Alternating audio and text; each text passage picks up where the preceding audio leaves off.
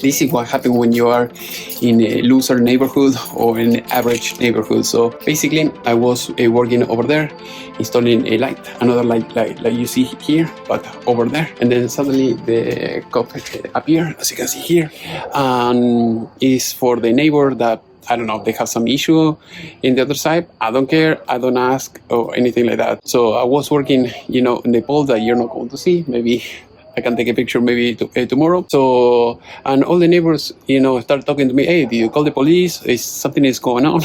Because, people, they don't have anything to do. They don't have goals in their life. They don't have a mission. I mean, they are bored in their house all the time. So that is what happens when you live in a neighborhood like that. You can see, I'm installing a light here, an outdoor light.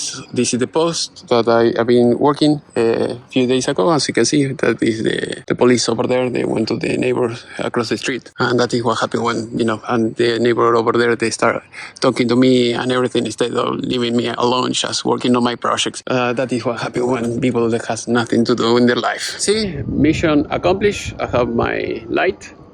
So now we'll have to do the same thing in the other one, in the other end, in the darkness. I have light, so now mission accomplished.